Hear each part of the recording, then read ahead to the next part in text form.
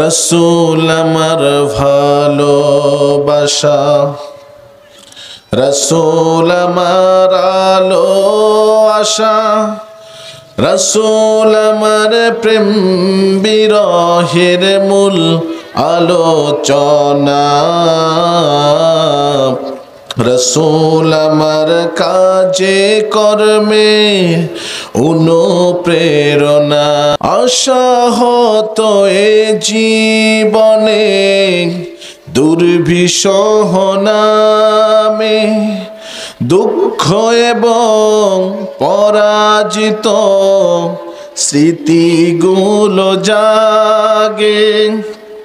তখন আমার শৈশব কৈশোর, তখন আমার শৈশব কৈশোর জানাই সান্ত্বনা।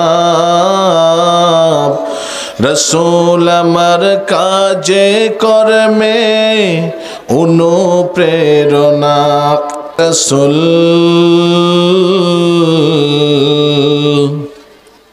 তোমারই জন্য মন কাঁদে, আখি কাঁদে, ভুবন কাঁদে। তোমারই জন্য মন কাঁদে, আখি কাঁদে, ভুবন কাঁদে। শুধু বেদনায় হৃদয়ে সে বাসা বাঁধে। তোমারই জন্য মন কাঁদে, আখি কাঁদে, ভুবন কাঁদে। সাহারা সমতৃষায় বুকেতে, দহনে পড়ে মরি হাজার দুঃখেতে। সাহারা সমতৃষায় বুকেতে, দহনে পড়ে মরি হাজার দুঃখেতে। শুধু তুমি নাই আমি কাঁদি, আখি কাঁদে, ভুবন কাঁদে। শুধু বেদনায় হৃদয়ে সে বাসা বাঁধে। বাংলাদেশের উত্তর অঞ্চলের ঐতিহ্যবাহী জেলা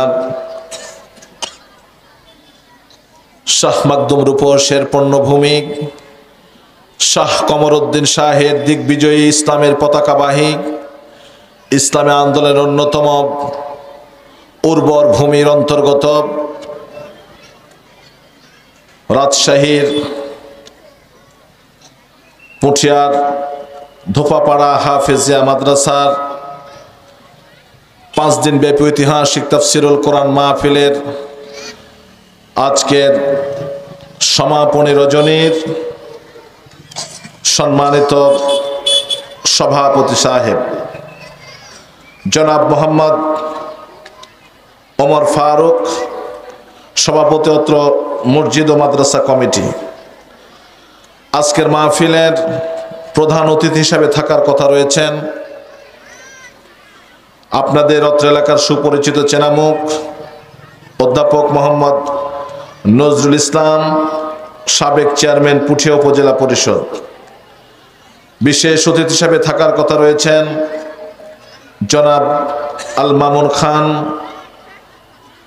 সাবেক মেয়র পুঠিয়া পৌরসভা, জনাব জয়নাল আবেদিন, সাবেক সাংগঠনিক সম্পাদক পুঠিয়া উপজেলা বিএনপি, মোহাম্মদ আব্দুল মান্নান, সাবেক ইউপি সদস্য 6 নং জিউপাড়া ইউনিয়ন পরিষদ।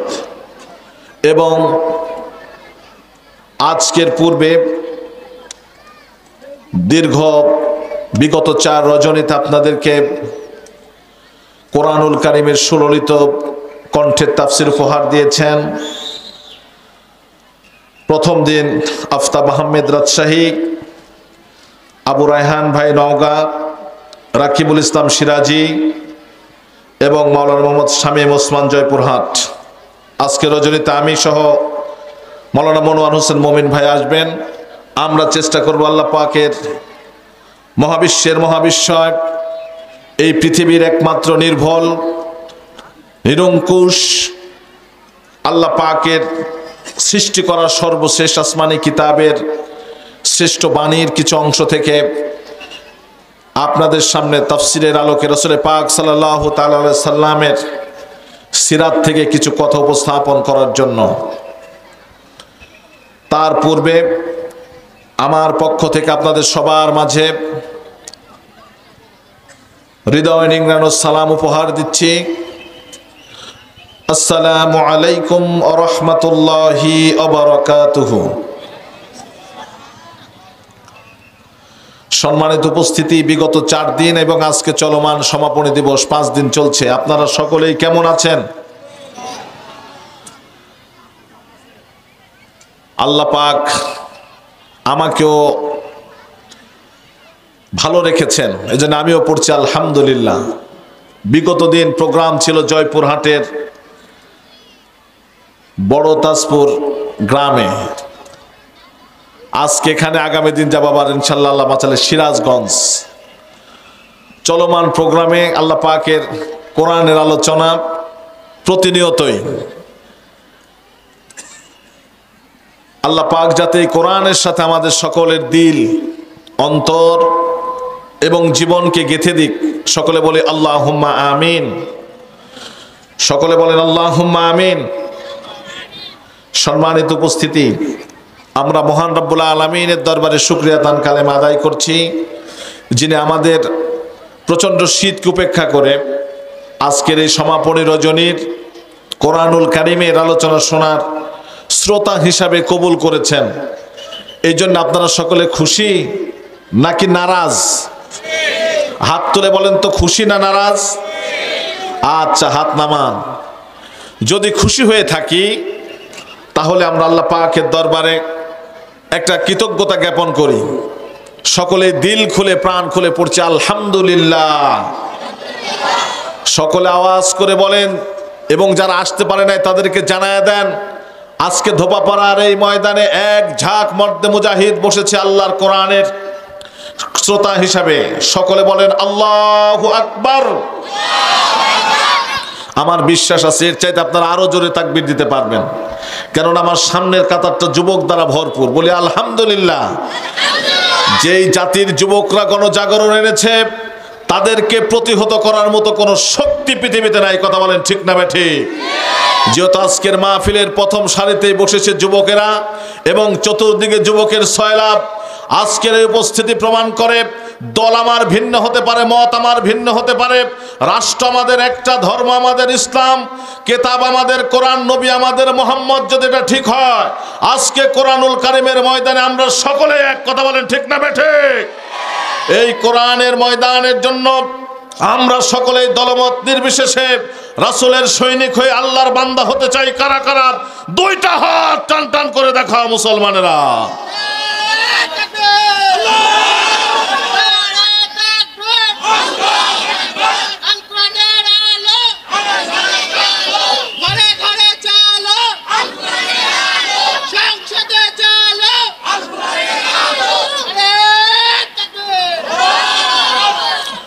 সম্মানিত উপস্থিতি, আমরা আল্লাহ পাকের দরবারে শুকরিয়া আদায় করে বলছি সকলে আলহামদুলিল্লাহ। আমাদেরকে কণ্ঠ দিয়েছেন কে? আমাদেরকে সৃষ্টি করেছেন কে? আমাদেরকে হায়াত দিয়েছেন কে? আবার আমাদেরকে মৃত্যু দিবেন কে? পৃথিবীর কেউ আমাদের উপকার করতে পারবে? ক্ষতি করতে পারবে? জীবন দিতে পারবে? মৃত্যু দিতে পারবে না। মৃত্যু দেওয়ার মালিক আল্লাহ পাক। তাহলে সবসময় ভয় করতে হবে কাকে? আল্লাহকে ভয় করতে হবে। যেহেতু আল্লাহকে ভয় করতেই হবে, তাহলে আল্লাহর প্রতি কৃতজ্ঞতা জ্ঞাপন করছি। এই বছর হয়তো বা আসতে পারলাম, আগামীতে তো আল্লাহ পাক নাও আসতে দিতে পারে। কথা বলেন ঠিক না ঠিক? রোড অ্যাক্সিডেন্ট করে কতজন মারা যাচ্ছে, হার্ট ব্লক হয়ে মারা যাচ্ছে, স্ট্রোক করে মারা যাচ্ছে।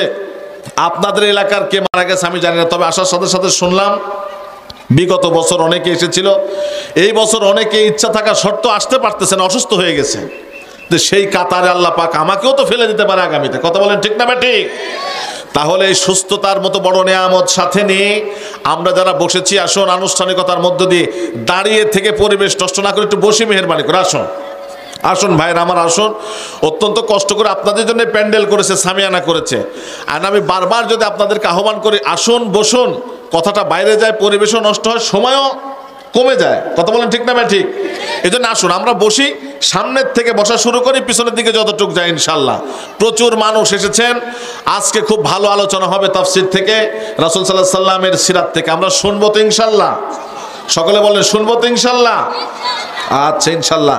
আসুন আমরা সকলে আল্লাহর দরবারে শুকরিয়া আদায় করে বলছি সকলে আলহামদুলিল্লাহ। সকলে বলেন আল্লাহু আকবার, হামদান কাসীরান তাইয়িবান মুবারাকান ফীহি। প্রশংসা করলাম কার? আল্লাহর প্রশংসা করলাম। এবার রসুলের প্রতি দুরূদ এবং সালাম প্রেরণ করছি। আমাদের রসুল, যিনি আল্লাহ পাক তাকে আগমন করেছিলেন আইয়ামে জাহিলিয়ার যুগে, বর্বরতার সময়, যেই সময় মানুষ মানুষকে মানুষই মনে করত না, নির্বিচারে মানুষ একজন আরেকজনকে হত্যা করত, মেয়েরা রাস্তা দিয়ে বের হলে টেনে নিয়ে ধর্ষিত হতো, এবং মানুষের অর্থের কোনো নিশ্চয়তা থাকতো না, লুটপাট, ছিনতাই, রাহাজানি, মানুষ হত্যা ছিল তাদের নিত্যদিনের খেলা এবং নেশা। মানুষ পিটানো, এটা ছিল নিছক একটা ব্যবহার। এরকম একটা বর্বর জাতিতে আল্লাহ পাক যাকে রসুল করে প্রেরণ করেছেন, তিনি আর অন্য কেউ নয়, আকায়ে নামদার, তাজেদারে মদিনার, বিশ্ব মানবতার মুক্তির অগ্রনায়ক, সিফাহ সালাত, মক্কার বাতি মদিনার জ্যোতি, সোরারে কায়নাত, দো জাহানের বাদশাহ, শাহেনশাহ রহমাতুল্লাহ আলামিন, হযরত মুহাম্মদ মুস্তাফা, সকলেই পড়ছি সাল্লাল্লাহু আলাইহি ওয়াসাল্লাম। আমরা সেই রসুলের উম্মত হতে পেরে খুশি না বেজার? জোরে বলেন খুশি নাকি বেজার? খুশি। এই জন্য আমরা রসুলের উম্মত, আর রসুলের সিরাত থেকেই কথা হবে ইনশা আল্লাহ। সম্মানিত উপস্থিতি, আমরা আজকে কথা শুনবো কোরআনুল কারীম থেকে। এই কোরআনুল কারীম আল্লাহ পাক নাজিল করেছেন বিশ্ব মানবতার মুক্তির মহানায়ক জনাবে মুহাম্মদুর রাসূলুল্লাহ সাল্লাল্লাহু আলাইহি ওয়াসাল্লামের প্রতি। কথা বলেন ঠিক না ঠিক? রসুলের প্রতি আল্লাহ পাক কোরআনুল কারীমকে নাজিল করেছেন। কথা বলেন ঠিক না ঠিক? এই নাজিল করেছেন সর্বপ্রথম সূরাতুল আলাক থেকে, সর্বপ্রথম সৃষ্টির থেকে আল্লাহ পালা বলেছেন যে হে রাসূল, আপনার প্রতি যে ওহী অবতীর্ণ করা হলো এটা আপনি আল্লাহর নাম নিয়ে পড়ুন। কি নাম নিয়ে পড়েছেন? আল্লাহ রাব্বুল আলামিন প্রথম ওহী বিশ্ব নবীজির উপরে নাজিল করলেন, আর তিনি জানায়া দিলেন ইকরা বিসমি রাব্বিকাল্লাযী খালাক, খালাকাল ইনসানা মিন আলাক, ইকরা ওয়া রাব্বুকাল আকরামুল্লাযী আল্লামা বিল কলম, আল্লামাল ইনসানা মা লাম ইয়ালাম। জোরে বলুন আল্লাহু আকবার। আর একটু জোরে বলুন আল্লাহু আকবার। হে রাসূল, আপনি পড়ুন, আপনার প্রতিপালকের নাম নিয়ে আপনি পড়ুন। আপনাদের কাছে জানতে চাচ্ছি, বলুন তো আমাদের প্রতিপালকের নাম কি? আওয়াজ করে সকলে বলেন তার নাম কি? আল্লাহর নাম নিয়ে পড়ুন, যিনি আপনাকে সৃষ্টি করেছেন জমাট বাঁধা রক্ত থেকে, আর আপনাকে তা জানানো হয়েছে যা আপনি জানতেন না। আল্লাহ রাব্বুল আলামিন রসুলের প্রতি ওই অবতীর্ণ করার পরে তারপরে রসুলকে আদেশ করা হলো আপনি পড়েন। বিশ্ব নবী যখন বললেন আমি পড়তে জানি না, আমি পড়তে পারি না, আমি উম্মি নবী হিসেবে আপনি আমাকে প্রেরণ করেছেন, জিবরাইল আলাইহিস সালাম নবীকে ধরলেন, ধরার পর পড়লেন, পড়ার পর সিনার ভিতর থেকে অপর সিনায় আল্লাহ রাব্বুল আলামিন বিশ্ব নবীজি জবান কট করে দিয়েছে, বলে সুবহানাল্লাহ। এই কোরআনুল কারীম তারপর নাজিল হওয়া শুরু হলো। কোরআনুল কারীম খুললে আমরা সূরা বাকারার দিকে নজর করলে দেখতে পাবো আল্লাহ রাব্বুল আলামিন চমৎকার করে এই কিতাবের বর্ণনা তিনি দিয়েছেন। রাসূল, আপনার প্রতি এমন একটা কিতাব আমি নাজিল করলাম, আলিফ লাম মিম, যালিকাল কিতাবু লা রাইবা ফীহি হুদাল লিল মুত্তাকিন। জোরে বলুন আল্লাহু আকবার। আলিফ লাম মিম এগুলো হলো হরফে মুকাত্তাআত। এর অর্থ কে ভালো জানেন? সকলে বলেন আল্লাহ পাক ভালো জানেন। যালিকাল কিতাবু লা রাইবা ফি, এই কিতাবের মধ্যে কোনো সন্দেহ নাই, সংশয় নাই। হুদাল লিন্নাস, হেদায়েতের জন্য, মুত্তাকির জন্য এই কিতাবটা আমি রব্বুল আলামিন গাইড স্বরূপ প্রেরণ করে দিয়েছি। হেদায়েত পাওয়ার জন্য পৃথিবীর অন্য কোনো কিতাব নয়, অন্য কোনো ধর্মগ্রন্থ নয়, অন্য কোনো সংস্কৃতি নয়, অন্য কোনো আদর্শ নয়, শুধুমাত্র কিতাবের কাছে আসলেই হেদায়েত অটোভাবে তুমি পেয়ে যাবে। কে বলেছেন এই কথা? আল্লাহ পাক বলে দিয়েছেন। আমরা তো এখানে আসি না, আমরা বিভিন্ন জায়গায় চলে যাই, শর্টকাট জান্নাতে যাওয়ার কায়দা। সারা বছর নামাজ পড়ে লাভ কি? নামাজ একটা মারার সাথে সাথে আমি জান্নাতে চলে যাব। হুজুর 5 ওয়াক্ত নামাজ পড়ার সময় আমাদের নাই, এরকম কথা বলে কি বলে না? কথা বলেন। কয় এমন এক রশি আছে, ধরার সাথে সাথে রশি জান্নাতের রশি, আমরাও যাব জান্নাতে, আছে না নাই? কিন্তু রশিটা যদি আল্লাহর রশি হয়, হাবলুল্লাহ, আল্লাহর যদি রশি হয় তাহলে সেটা সমস্যা নাই। কিন্তু যদি শয়তানের রশি হয় তাহলে সরাসরি কোথায় যাবে? Go to the hell fire, জাহান্নামে চলে যাবে। কিন্তু রশির তো কোনো শেষ নাই, দলেরও কোনো শেষ নাই, মতেরও কোনো শেষ নাই। বিশ্ব নবীজি রাসূল পাক সাল্লাল্লাহু আলাইহি সাল্লামের উপরে যখন আয়াত নাজিল হলো, আজকের আমার পঠিত আয়াত হচ্ছে সূরাতুল মায়েদা। আল্লাহ পাক রব্বুল আলামিন বিশ্ব নবীর উপরে নাজিল করেছেন, হে নবীজি, আপনাকে এই দুনিয়ায় পাঠানোর প্রথম এবং প্রধান যেই কারণ, আমি কেন আপনাকে পাঠালাম, আল্লাহ পাক রব্বুল আলামিন আমার হাবিবকে লক্ষ্য করে বলতেছেন, ইয়া আইয়ুহার রাসূল বাল্লিগু মা উনজিলা ইলাইকা মির রাব্বিক ওয়া ইন লাম তাফআল ফামা বাল্লাগতা রিসালাতুহু ওয়াল্লাহু ইয়াসিমুকা মিনান নাস ইন্নাল্লাহা লা ইয়াহদি কওমাল কাফিরিন। জোরে বলুন আল্লাহু আকবার, আর একটু জোরে বলুন আল্লাহু আকবার। কোরআন শুনতে ভালো লাগে না খারাপ লাগে? কোরআন আল্লাহর বাণী, আমি যখনই শুনি আমার মন ভরে যায়। শোনো মুমিন মুসলমান, পড়ো আল্লাহরই কালাম, কত শান্তি পাওয়া যায়। কথা বলেন ঠিক না বেঠিক? কোরআন পড়েছিল নবীজি মুহাম্মদ, পাথর মেরেছিল কত কাফের আর বেঈমান। কথা বলেন ঠিক কিনা? কোরআন পড়েছিল নবীজি মুহাম্মদ, পাথর মেরেছিল কত কাফের আর বেঈমান, তবুও ছাড়েনি নবীজি আল্লাহরই কালাম।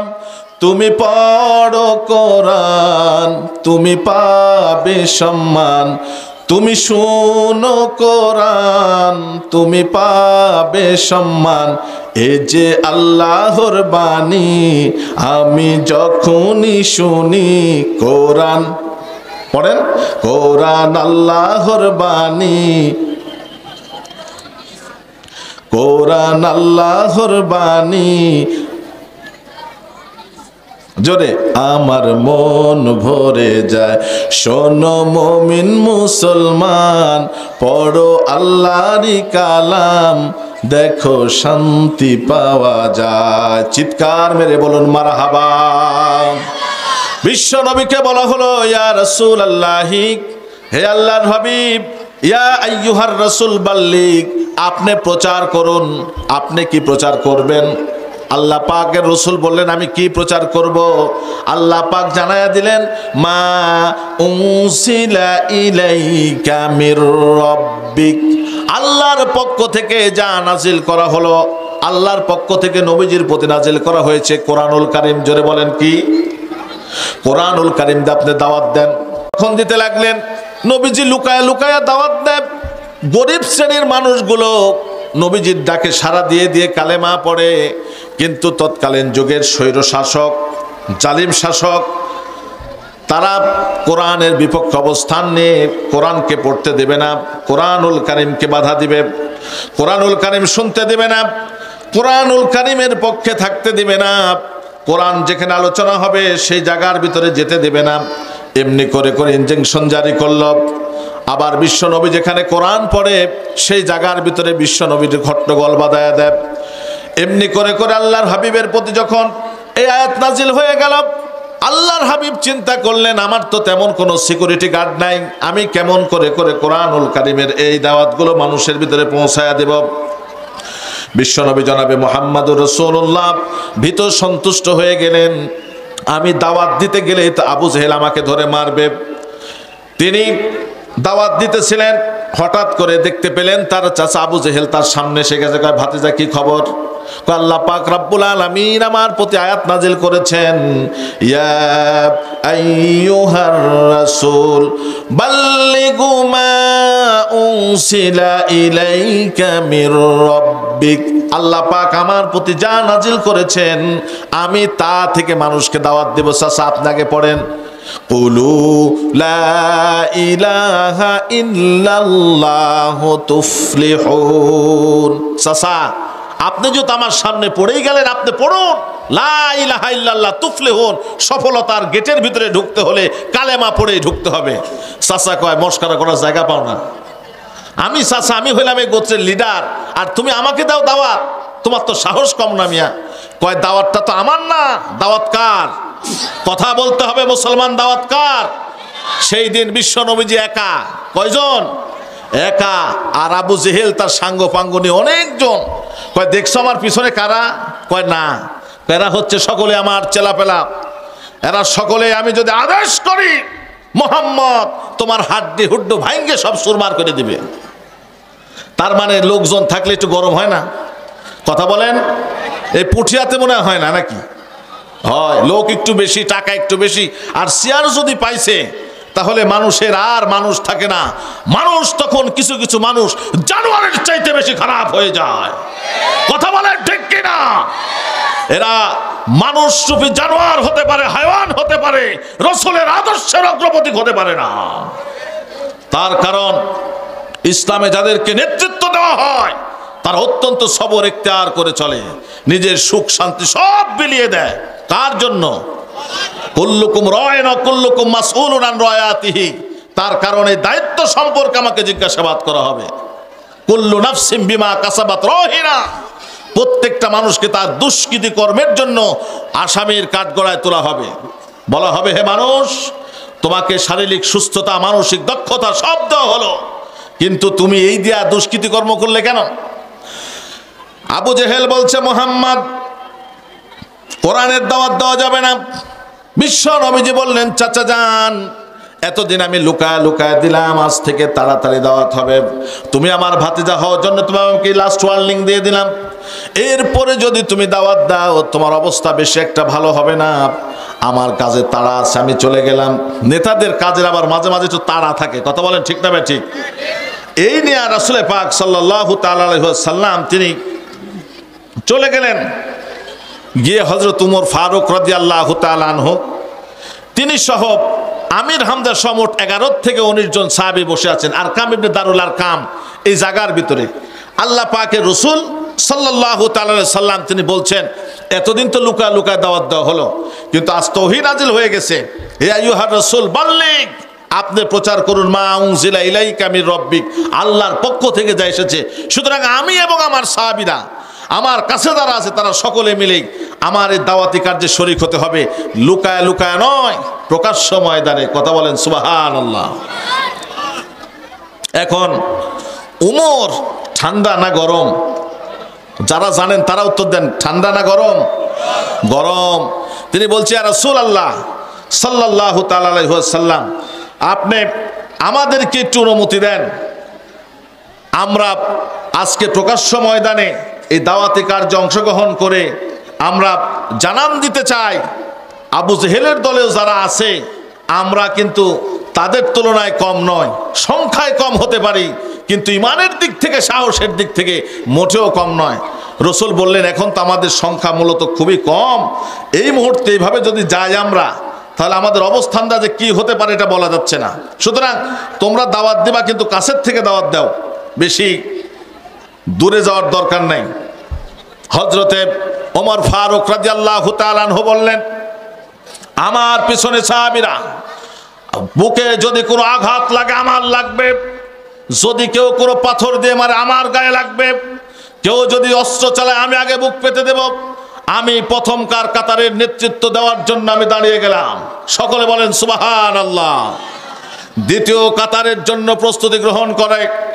প্রথম কাতারে আমিরুল মুমিনিন তখন হন নাই। হযরত ওমর ফারুক সামনের কাতারে যখন আল্লাহর নাম নিয়ে গিয়ে গেলেন, পিছনের কাতারের দিকে হযরতে সাইয়্যিদাতুশ শুহাদা ফিল জান্নাত, জান্নাতের সর্দার হযরত আমির হামজা রাদিয়াল্লাহু তাআলা আনহু, তিনি সেকেন্ড কাতারে দাঁড়িয়ে গেলেন। সামনে 6, ওমরকে দিয়ে 7, আর পিছনের দিকে আমির হামজা সহ 6, মোট 13 জন। বর্ণনার ভিতরে এসেছে বা 25 জন অথবা 29 জন সাহাবীকে নিয়ে আমিরুল মুমিনিন খলিফাতুল মুসলিমিন সেই সময় প্রতিজ্ঞাবদ্ধ হয়ে বলল, হে মক্কাতুল মুকাররমা, মদিনাতুল মুনাওয়ারা, পৃথিবীর সমস্ত কোণের মানুষেরা কান পেতে শুনে রাখো, তোমরা যদি তোমাদের বাবা মার কোলকে খালি, স্ত্রীকে বিধবা আর সন্তানদেরকে পিতৃহারা করতে না চাও, আমার মিছিলের সামনে কেউ আসবে না। আজ থেকে মিছিল জারি হয়ে গেল। এই মিছিলে বাধা দিতে হলে আমি ওমরের গলাকে চিপে ধরতে হবে, হয়তোবা কেটে ফেলে দিতে হবে, নয়তোবা এই মিছিলকে আর ঠেকানো যাবে না। নারায়ে তাকবীর, লিল্লাহি তাকবীর। আল কোরআনের আলো, আল হাদিসের আলো, রাসূল আছে যেখানে, কোরআন আছে যেখানে, আলেম ওলামা যেখানে, মদ গাঁজা যেখানে, লিল্লাহি তাকবীর। চতুর্দিকে যখন এমনি করে করে মিছিল শুরু হয়ে গেল, আবু জেহেল ডাক দিলেন আর বলতে পারলেন, আহারে কাবা তো আমাদের দখলে ছিল, কিন্তু হঠাৎ করে মিছিল আসলো কোথায় থেকে? সুবহানাল্লাহ কর।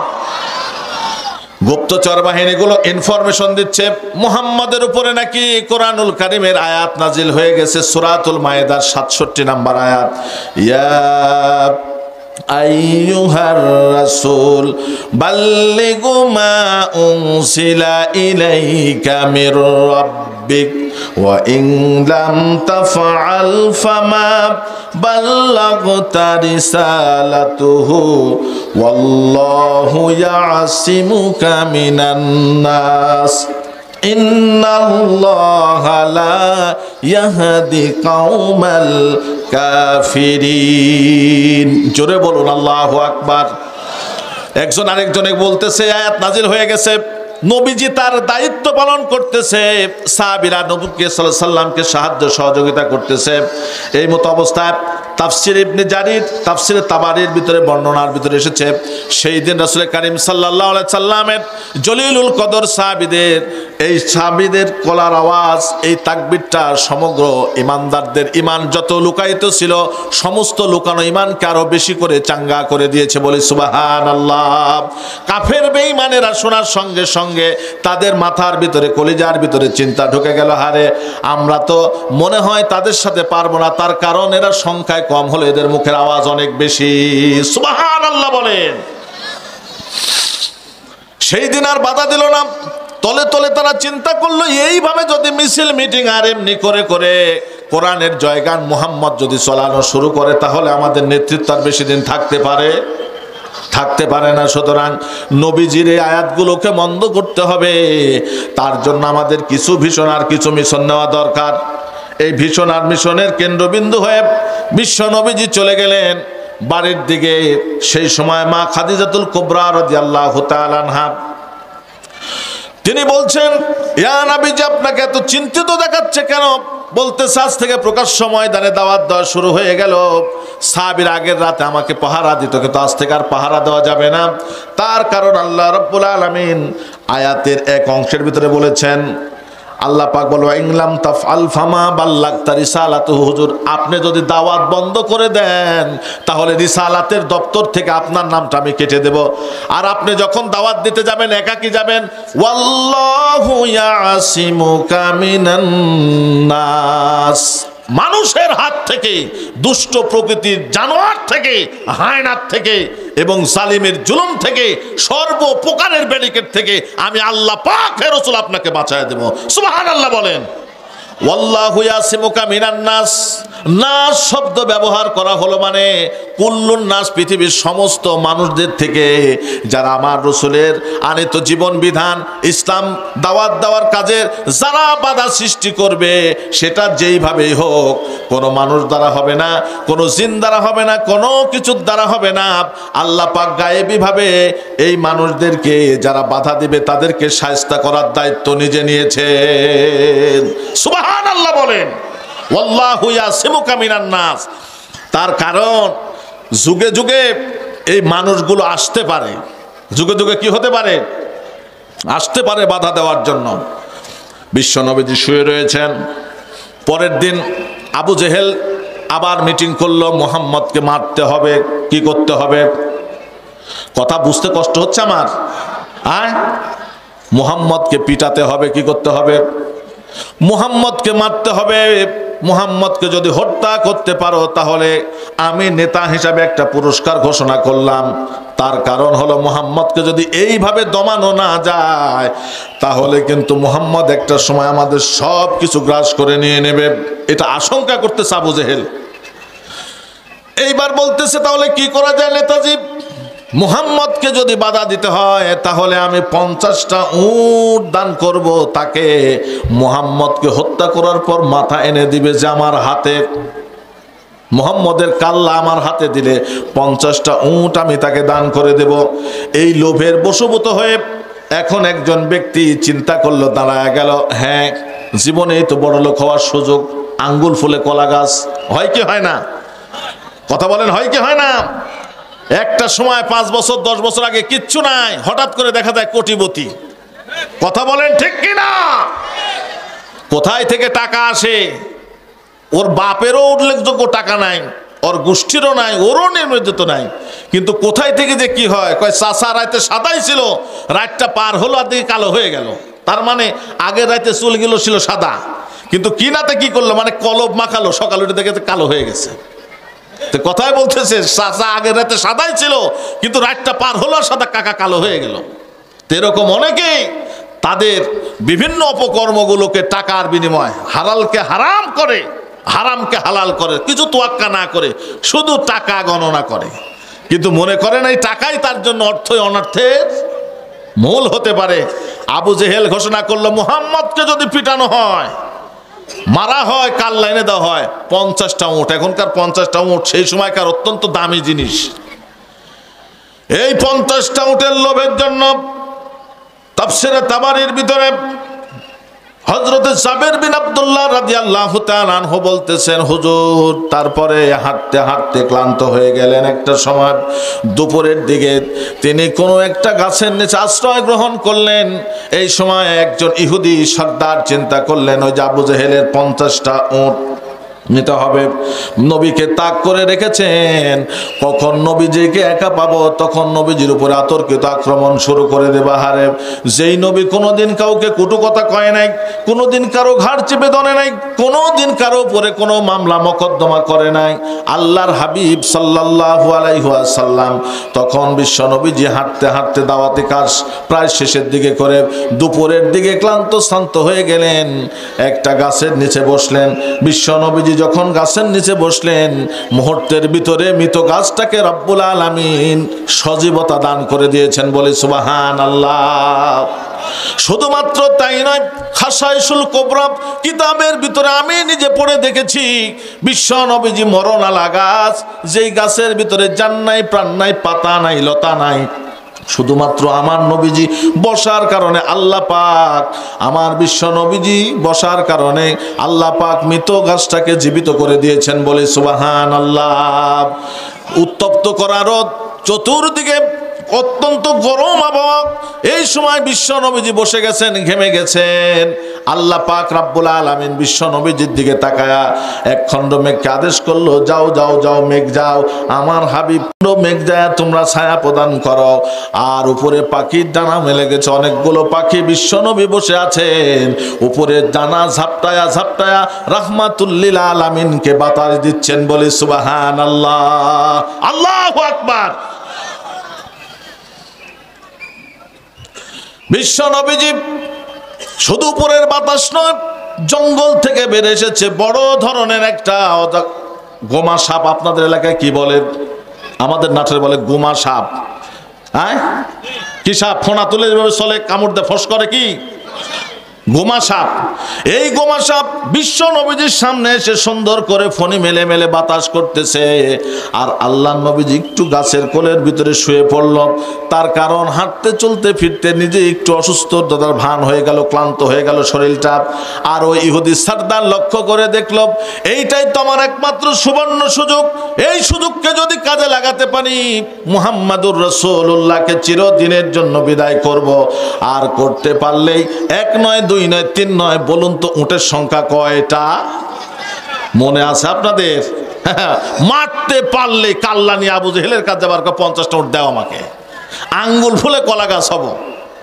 এই লোভ ভালো না খারাপ? কথা বলেন, ভালো না খারাপ? খারাপ। টাকার জন্য কে কি না করেছে। বন্ধুগণ আমার, ওই দিকে না গিয়ে এই দিকেই থাকি আমি। তার কারণ সিরাতুন নবী মাহফিল রসুলের জীবনী থেকে আমাদেরকে শিক্ষা নিতে হবে। তার কারণ বিশ্ব নবী রাসূল পাক সাল্লাল্লাহু তাআলা আলাইহি ওয়াসাল্লাম এইবার 100 উটের লোভে ইহুদি নেতা এসে বিশ্ব নবী যখনই ঘুমায়া পড়লেন, নবীজির বুকের উপরের কাছাকাছি আসলেন। আসার পর তার কোষবদ্ধ তরবারি ছানাকে কোট মুক্ত করলেন, এমনি করে খুলে ফেলে দিলেন। বিশ্ব নবীজির বুকের উপরে উঠে মিসকি মিসকি হাসি দেয়, কেহের মানে হাসি দেয়, শয়তানি হাসি দেয়। মুহাম্মদ তাকায়া দেখ তো সামনে কে এসেছে। নবীজির আমার ঘুম ভেঙে গেল। তুমি কে? তোমাকে তো আমি চিনলাম না, আমি ইহুদি সরদার। তুমি এখানে কেন? আমি এখানে এসেছি, আবু জেহেলের ঘোষণা মনে হয় তোমার কানে যায় নাই। কয় না, আমার কানে আসে নাই। কয় তোমাকে হত্যা করতে পারলে 50টা উট বকশিস পাবো, বিনিময়ে তোমার কাল্লাটা গিয়ে আবু জেহেলের বাড়িতে আমি দিয়ে দেব। এই সুবর্ণ সুযোগকে কাজে লাগানোর জন্য আমার হাতের ভিতরে এই দেখো তরবারি, তোমাকে মেরে দেব। বিশ্বনবী বললেন, ও ইহুদি, তুমি হয়তো বা জানো না, তুমি জানো না আল্লাহ পাক এই যুগে রসুল হিসাবে প্রেরণ করার সঙ্গে সঙ্গে আমাকে একটা নয়, দুইটা নয়, তিনটা নয়, 5টা জিনিস দিয়ে রাব্বুল আলামিন সাহায্য করেছে। জোরে বলুন কয়টা? ওই পিছনের লোকগুলো বলেন কয়টা? আপনারা কি আমার ওয়াজ শুনতে পাচ্ছেন? পিছনের লোক শোনা যায় আমার ওয়াজ?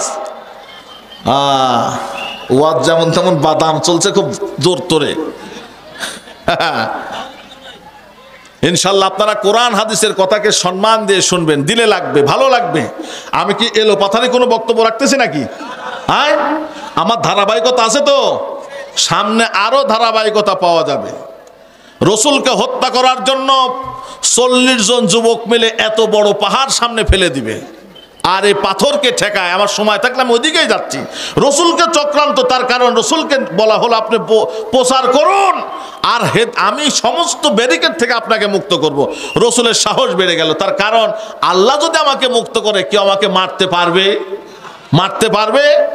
আর রসুলকে আরো অভয় দেওয়া হলো। হাদিসের ভিতরে এসেছে, রসুলকে যখন এই দায়িত্ব দেওয়া হলো, তখন রসুলকে তার সাথে সাথে আরো 5টা জিনিস দেওয়া হলো। প্রথম নাম্বার দেওয়া হলো নুসির তুমি রূপ। হে রসুল, আপনি আপনার নবুয়তি চোখ দিয়ে বাতিলের দিকে তাকাবেন, থর থর করে কেঁপে বাতিলের হাত থেকে অস্ত্র পড়ে যাবে, ইসলামের কালেমা বিজয় হবে। আল্লাহু আকবার। বন্ধুগণ আমার, এইবারে ইহুদি যখন বুকের উপরে দাঁড়ায় আমার নবীজিকে তরবারি খুলে বলে, মুহাম্মদ 1 সেকেন্ড সময় তোকে আর দেওয়া যাবে না, দুনিয়ার বুক থেকে তোর কাল্লাটা আমাকে দিয়ে দে। জোরে বলুন নাউজুবিল্লাহ। নবীজি কয়, কাল্লা তোর না আল্লাহর। কাল্লা কার? আল্লাহ দেওয়া কাল্লা তুমি নিবা? এত বড় সাহস তোমার নাই। আমার অপরাধ কি? বলে, তুমি মানুষের মাঝে গিয়ে দাওয়াত দাও আর কোরআনের কথা শোনায় শোনায় মানুষদেরকে উদ্বুদ্ধ করো, তোমার দলের ভেতরে তুমি নাও, মানুষদেরকে নামাজ শেখাও, রোজা শেখাও, হজ শেখাও, দাওয়াত শেখাও। মানুষের আমাদের পূর্বপুত্র, আমাদের ধর্ম, আমাদের বর্ণ, আমাদের পুতুল পূজা, মূর্তি পূজা ছেড়ে দিয়ে আল্লাহর ইবাদতে লিপ্ত হয়ে যায় মানুষ। এইভাবে যদি চলতে থাকে আমাদের সম্ভব সমস্যার সৃষ্টি হতে পারে। এই জন্য তোমার এই দাওয়াতি মিশনকে আমরা আর বেশি দিন হতে দেব না। মুহাম্মদ সাল্লাল্লাহু আলাইহি সাল্লাম এই দিকে তাকায়, আসমানের দিকে তাকায়া চোখের পানি ফেলে কান্দে আর বলে, আল্লাহ, দুনিয়াতে তো আমার কোনো দোষ নাই, তোমার দাওয়াত দেওয়ার জন্য আমি যখন গিয়েছিলাম, আমার দাওয়াত দিতে গিয়ে আমার কোনো দোষ নাই, আমি তোমার কালেমার দাওয়াত দিই। তোমার কালেমার দাওয়াত আবু জেহেলের পছন্দ হয় না, আবু লাহাবের পছন্দ হয় না, উতবার পছন্দ হয় না, সাইবার পছন্দ হয় না, কিন্তু তাদের অন্তরে কি তুমি একটু হেদায়েতের জায়গা করে দিবা না? ও আল্লাহ, আজকে যদি কালেমার দাওয়াত দিতে গিয়ে আমি নবীজিকে এখানে কতল হতে হয়, তাহলে তো এই কালেমার দাওয়াত বন্ধ হয়ে যাবে। সব কিছু তোমার হাতে ছুড়ে দিলাম। তার কারণ হলো, কুল ইন্নাস সালাতি ওয়া নুসুকি ওয়া মাহইয়ায়া ওয়া মামাতি লিল্লাহি রাব্বিল আলামিন। জোরে বলুন আল্লাহু আকবার। ও আল্লাহ, নিশ্চয় আমার নামাজ, আমার রোজা, আমার কুরবানি, আমার হজ, আমার যাকাত, যা যা আছে, কলিন্না সলাতে, নিশ্চয় আমার নামাজ, ওয়া নুসুকি, আমার কুরবানি, আমার জীবন, আমার মরণ কখন কিভাবে হবে, সব কিছু তোমার জন্য। জোরে বলুন সুবহানাল্লাহ। বিশ্ব নবীজির কানে এসে জিব্রাইল ডাক দিয়ে কয়, আপনি আপনার নবুয়তের চোখটা দিয়ে শুধুমাত্র আপনি কাফের ইহুদির দিকে একটু তাকান, তারপরে দেখেন আল্লাহ পাক কি রকমের খেলা খেলে দেয়। সুবহানাল্লাহ বলে। বিশ্ব নবীজি নবুয়তের চোখটা দিয়ে যখন ইহুদির দিকে তাকালেন, সঙ্গে সঙ্গে ইহুদির হাতের থেকে থরথর করে অস্ত্র ঝরে পড়েছে। আল্লাহু আকবার। বিশ্ব নবী ছিলেন সোয়াব, এবার বসে পড়লেন, হাতে কোনো কিছুই ছিল না, অস্ত্রটা ধরলেন। এইবার ইহুদির সামনে দাঁড়ায় অস্ত্র ধরে বলে, ও ইহুদি, এইবার বল তোকে কে বাঁচাবে? যুদ্ধর প্ল্যাটফর্ম ঘুরে গেছে। কথা বলেন ঠিক না বেঠিক? দুর্বল সারাক্ষণ দুর্বল থাকে না, দুর্বলকেও সবল করার জন্য একজন আছেন, তিনি কে? ওয়ামাকারু ওয়ামাকারাল্লাহু, আল্লাহু খায়রুল মাকিরিন। বাতিল শক্তি যখন মুসা আলাইহিস সালাতু সালামের কাছে নমরুদের ভেসে এসেছিল, আল্লাহ তাআলা সেই সময় মুসাকে বিজয় দান করেছেন, দুর্বলের পক্ষে ছিলেন। কথা বলেন ঠিক না বেঠিক? তারপর ইব্রাহিম নবীর সাথে যখন নমরুদের ছিল, মুসার সাথে ফেরাউনের ছিল, বিশ্ব নবীদের সাথে আবু জেহেলের ছিল। এই ইতিহাস থেকে আমরা বলতে পারি, ইসলামের পক্ষে জনমত যত ছিল, তাদেরকে যারা বাধা দিয়েছে, তাদের উপরে যারা নির্যাতন চালিয়েছে, আল্লাহর কুওয়াত, আল্লাহর সাহায্য তাদেরকে নাস্তানাবুদ করে দিয়েছে। কথা বলে মুসলমান ঠিক না বেঠিক? আজও যারা কোরআনের পক্ষে, হাদিসের পক্ষের মানুষদেরকে নির্বিচারে, নির্ভয়ভাবে অন্যায় অত্যাচার করো, আল্লাহর কুওয়াত, আল্লাহর সাহায্য দিয়ে সেই সকল জালিমকে আল্লাহ পাক আদর্শ করে দিতে পারে। কথা বলেন ঠিক না বেঠিক? সেই আল্লাহর পক্ষে, রাসূলের পক্ষে কি আপনারা আমরা সকলেই থাকতে রাজি আছি? কারা কারা হাত তুলে দেখা মুসলমানেরা। নারায়ে তাকবীর, নারায়ে তাকবীর। ইসলামের শত্রুরা, আলেম ওলামার শত্রুরা, বিশ্বের মুসলিম, নারায়ে তাকবীর। সম্মানিত উপস্থিতি, কষ্ট পাচ্ছেন আপনারা? কষ্ট হচ্ছে? দেখেন, দিন কায়েম, ইসলাম, টুপি, দাড়ি, কোরআন এমনি আসে নাই। এই দেশে এগুলো এমনি আসে নাই, এগুলোকে আনতে হয়েছে। বাংলাদেশও কি এমনি আসছে নাকি? জিলাপির উপরে ভর করে, সিন্নির উপরে, পোলাওর উপরে আসছে এমনি?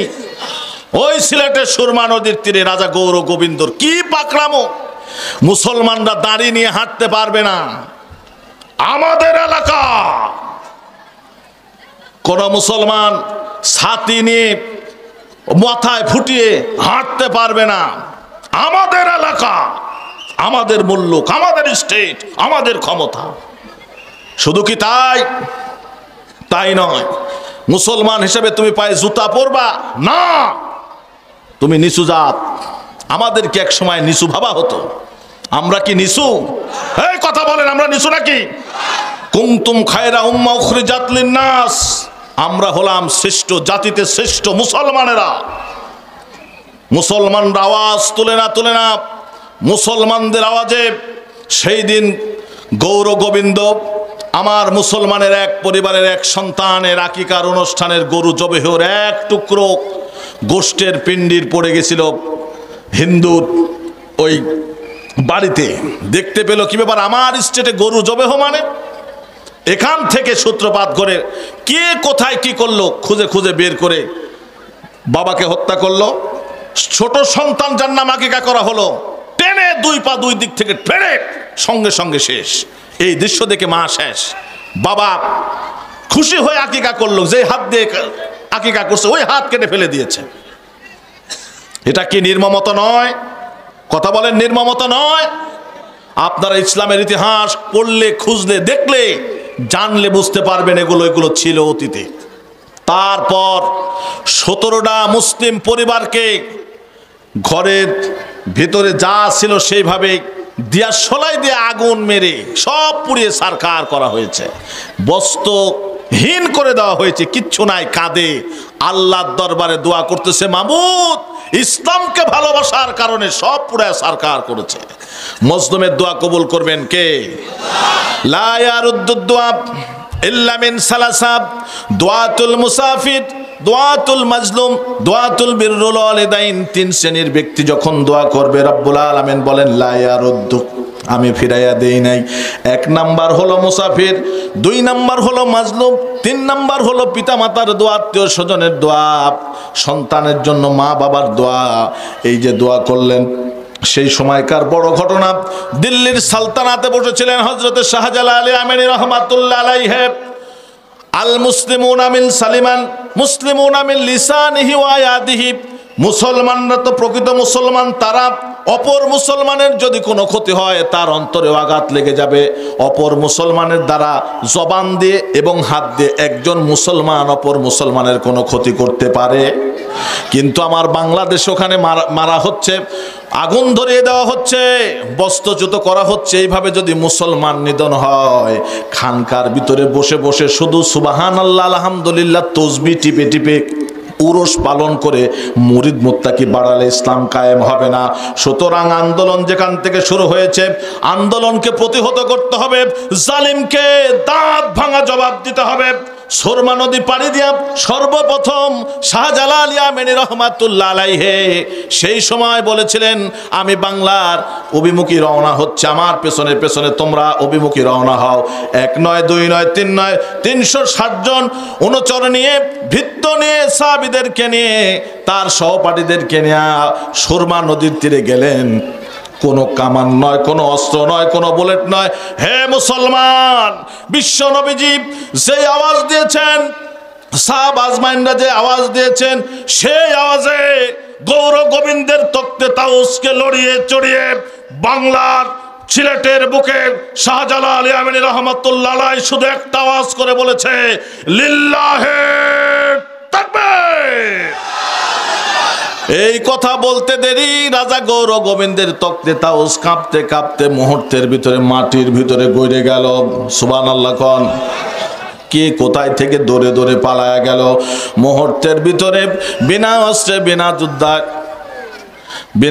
বিনা যুদ্ধার ভিতরে কালেমার পতাকা উড্ডয়ন করে কিবলার দিকে হয়ে আজানের ওয়াক্ত যখন হয়ে গেল, আল্লাহর নামে তখন আজান দিয়ে সাথীদেরকে নিয়ে নামাজ কায়েম করে ফেলে দিলেন। দেওয়ার পর বললেন, এতদিন যা হয় হোক, অকুল জাকাল হক ওয়া জাহাকাল বাতিল ইন্নাল বাতিলা কানা সাহুকা। জোরে বলুন আল্লাহু আকবার। সত্য সমাগত, মিথ্যা বিতাড়িত, সত্যই প্রতিষ্ঠিত হবে, আর মিথ্যাই চলে গেছে। আজ অবধি পর্যন্ত সেই জায়গার ভিতরে আল্লাহর নামের জিকির, আল্লাহর নামের কোরআন তেলাওয়াত সিলেটের ওই জায়গার ভিতরে আছে না নাই? কথা বলেন, মুসলমান আছে না নাই?